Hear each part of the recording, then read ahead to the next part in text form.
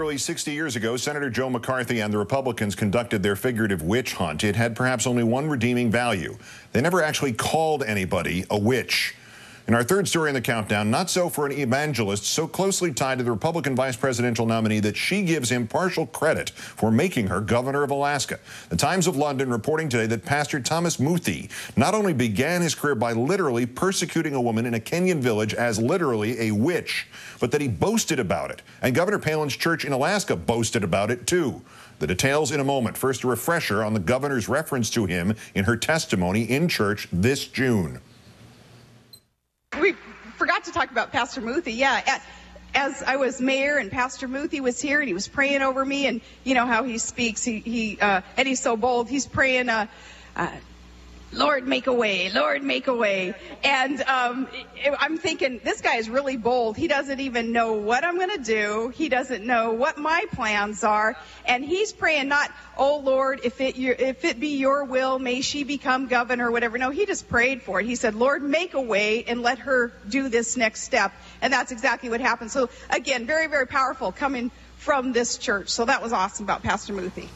The Times of London assembling previous reporting on Pastor Muthi. He is an African evangelist who founded the World Faith Church, also known as the Prayer Cave, in Kiambu, Kenya in 1989. He did so after, he says, he and his late wife were called there by God because there was demonic presence in the town, being blamed for a number of fatal car accidents, among other ills. In a trailer for his evangelical video, Muthi tells how he found the source of that bad spirit. We prayed, we fasted, the Lord showed us a spirit of witchcraft resting over the place. According to the Christian Science Monitor, 6 months of praying and research led him to a local named Mama Jane. She allegedly was involved in fortune telling and therefore responsible for what plagued Kiambu. Pastor Muthi publicly declared that she was a witch and gave her a choice: be saved or leave town. First, she stayed. Then Muthi held a crusade. 200 people joined in his grocery store basement prayer sessions. Mama Jane became a pariah. People panicked. Police raided her home. Somebody shot a snake thought to be a demon.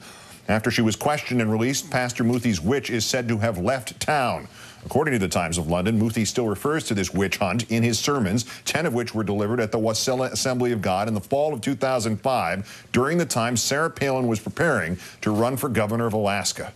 Shannon Moore is a radio journalist in that state. She joins us once again from Anchorage. Good evening. Thank you for your time tonight. Hi, Keith. This is starting to sound startling enough to be terrifying. Is this pastor's witch hunting history common knowledge in Alaska? No, it's not. I think, you know, we're known for our hunting up here, but witches hasn't been part of the conversation to date. And I think this information actually has surprised a lot of Alaskans, as has many of the stories that have come out on Sarah Palin since she was nominated by John McCain. Well, just within her own religious parameters, the governor's own churches and her beliefs and the people that she believes with, would witch hunting be too much? I mean, would members of her church say, hell no, we don't condone witch hunts, or people who've conducted them?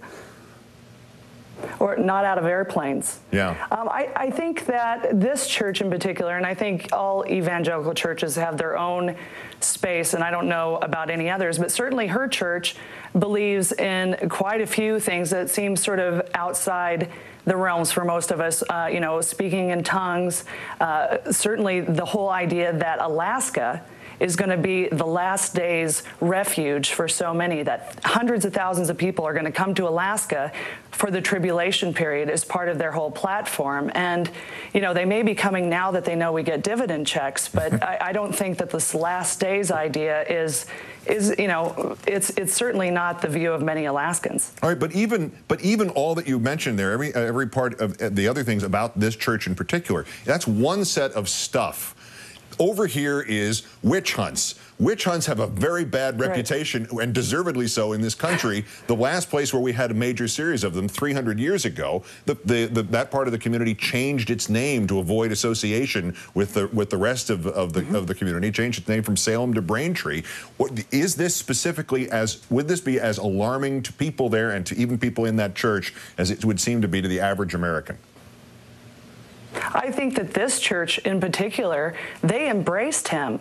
They knew what this pastor's record was. He ran on the fact that he had, chased a witch out of a town, and that he was able to do this sort of spiritual warfare, which is something that they talk about a lot at this church. Spiritual warfare, that they're able to go into communities and really target the demonic areas and pray over them, and then actually change their crime statistics. So this is all part of the belief system that this church has put out, and it's pretty far-fetched, I think, to many of us. I think that we would actually want to put more cops on the street. I think that, the rapture is an environmental policy for many people, but certainly to this church it is. Well, I also forgot to mention that Pastor Muthi claimed that after the demon was forced out of this town in Kenya, most of the bars closed too. So, but I suggested earlier that he, at first blush anyway, makes Jeremiah Wright look like Father Flanagan from Boys Town. As governor, has Mrs. Palin been questioned about this man, her association with him, and specifically this one topic of witch huntery? No, I don't think so. I haven't heard people ask her this. Certainly people's right to whatever church, as bizarre as it may be, if they're selling rapture insurance or whatever, hasn't really been, that's not really part of the fray here. We try to stay on policy because people's private lives are so important to all of us. But in this case, I think that in hindsight, we should have asked her about her church more, because she does have a real fuzzy line between the separation of church and state when it has come to her governorship and her policies here. And we're not talking about something ancient. Just that tape that we saw earlier is this year, this June. Right, this June, a couple months ago. Yeah, and she's talking about the fact that he laid hands on her, and how that really is how she's given a lot of credit to becoming governor to this pastor who's a witch hunter. And you look at this and you wonder, are we going to go from waterboarding to just throwing people in ponds and seeing if they float or not? It's really a stretch for a lot of people, and it's even weird for Alaskans, I assure you. There you are. I guess that's the question, the answer I was looking for. Somebody turned me into a newt. Shannon Moore, a radio journalist, joining us once again from Alaska with our great thanks. Have a good weekend. Thank you so much. A lot less